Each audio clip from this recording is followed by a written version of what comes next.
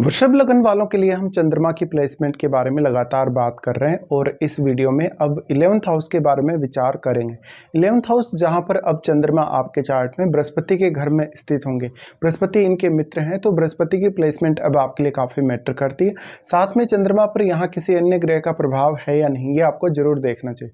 देखिए 11वें घर का जो चंद्रमा है वो इनकम के लिए काफ़ी अच्छा होगा अगर आपके चार्ट में बृहस्पति बहुत अच्छी स्थिति में है तो। इसके साथ साथ ऐसा चंद्रमा आपके लिए बहुत सारे नए आइडियाज़ लाएगा, बहुत ज़्यादा इनोवेटिव चीज़ें आपके जीवन में लाएगा। ऐसा चंद्रमा आपकी लोगों के साथ कनेक्टिविटी को बढ़ाने में आपका काफ़ी साथ देगा, लेकिन आपके लिए ये पॉपुलैरिटी का भी कारण बन सकता है। पर सबसे ज़्यादा समस्या यहाँ आपको तब आएगी जब ज़्यादातर आपके नेटवर्क वाले लोग आपका फ़ायदा उठाएंगे या आपको उस तरीके से सपोर्ट नहीं करेंगे जिस तरीके से आप उनको सपोर्ट कर रहे हैं या अप्रिसिएट कर रहे हैं। चंद्रमा की यहाँ प्लेसमेंट है तो दूसरे कौन कौन से ग्रहों का प्रभाव चंद्रमा पर है ये आपके लिए बहुत ज़्यादा मैटर करने वाला है। इसके साथ साथ मान लो चंद्रमा के साथ कोई अन्य ग्रह यहाँ स्थित हो भी सकता है, तो वो भी आपको देखना चाहिए। चंद्रमा यहाँ आपके चार्ट में देखा जाएगा तो तीसरे घर के स्वामी हैं और तीसरे घर के स्वामी होकर जब वो 11th हाउस में जा रहे हैं तो ऐसा व्यक्ति अपनी अपेक्षाओं को पूरा करने के लिए अपना पूरा एफर्ट लगाएगा। लेकिन क्योंकि चंद्रमा एक सॉफ्ट ग्रह है काफ़ी ज़्यादा, इसलिए आपका हो सकता है हार्डवर्क आपको ज़्यादा करना पड़े या आपका कहीं ना कहीं हार्डवर्क लगातार बढ़ता जाए। यहाँ चंद्रमा अगर शनि से प्रभावित हुए, राहु केतु से प्रभावित हुए तो आपकी मानसिकता को काफ़ी तेजी से बदल सकते हैं। इस वजह से आपके निर्णयों में काफ़ी उतार चढ़ाव रह सकता है, उसी तरीके से आपको पैसे को रिस्क रह सकता है। चंद्रमा यहाँ है तो आप किसी को भी अगर पैसा दे देते हैं, उधार दे देते हैं, तो वो पैसा कभी भी आपके पास लौट कर नहीं आता। भले ही लोग आपकी इतनी भी कहीं ना कहीं तारीफ करते हैं आपकी, लेकिन लोगों का जो सपोर्ट है वो उस तरीके से सामने नहीं आता जिस तरीके से आप दूसरों को सपोर्ट करते हैं। तो यहाँ कभी कभी आप बहुत ज़्यादा फ्रस्ट्रेट रहेंगे। और दूसरा कौन सा ग्रह ऐसा है जो यहाँ बैठा है चंद्रमा के साथ? देखिए कोई भी ग्रह जब यहाँ बैठेगा तो वो अपनी क्वालिटीज़ को, अपने कारकत्व को इस हाउस में डिपॉजिट करेगा, तो वो अपना स्ट्रांगली प्रभाव डालेगा यहाँ पे और वो आपके मन को, मानसिकता को काफ़ी प्रभावित करेगा। साथ साथ में यहाँ जो भी प्लैनेट है वो आपके चार्ट में किसी न किसी भाव का स्वामी जरूर है, तो उन भावों का इंपॉर्टेंस भी आपके लिए फिर काफ़ी ज़्यादा बढ़ जाता है जब भी आप 11th हाउस से जुड़े हुए कार्यों के बारे में विचार करते हैं।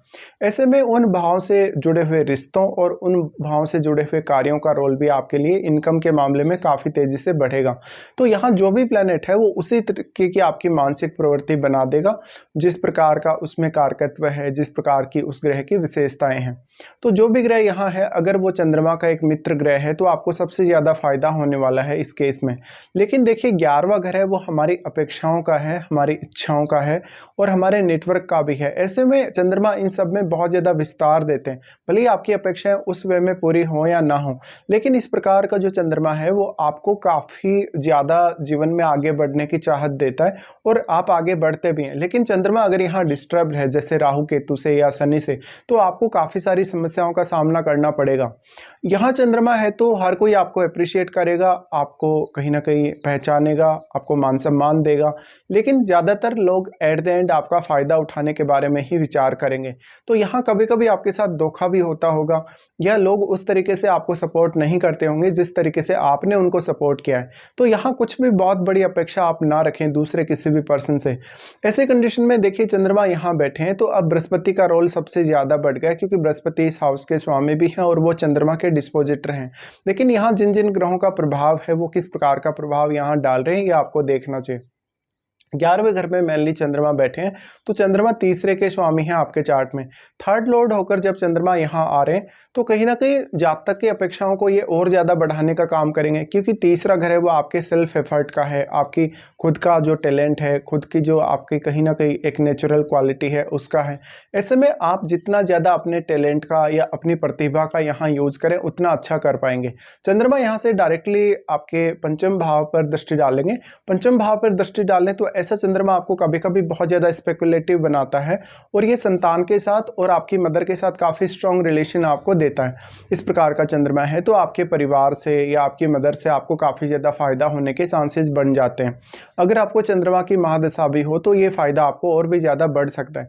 लेकिन यहाँ सबसे ज़्यादा जो आपको प्रॉब्लम आएगी वो दूसरे ग्रहों की वजह से ही आएगी।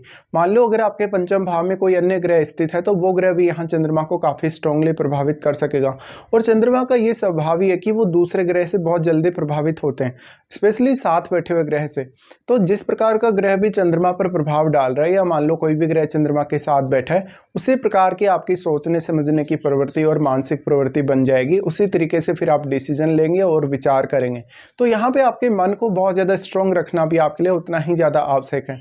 देखिए, जब थर्ड लॉर्ड होकर इस प्रकार से चंद्रमा बैठे हैं, तो चंद्रमा को किसी और स्ट्रॉन्ग ग्रह का सपोर्ट नहीं है, तो ये आपके एफर्ट को काफ़ी ज़्यादा बढ़ा देंगे और आपकी अपेक्षाओं को भी। ऐसे में आपको स्वयं पर नियंत्रण रखना भी बहुत ज़्यादा जरूरी हो जाएगा। उसके बाद आपको देखना होगा वास्तव में आपको चंद्रमा की महादशा है या नहीं।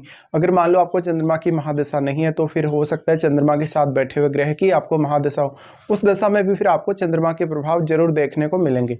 तो ये आपके लिए प्रभाव सामने आएंगे जब भी आपके चंद्रमा 11वें घर में यहाँ स्थित होंगे।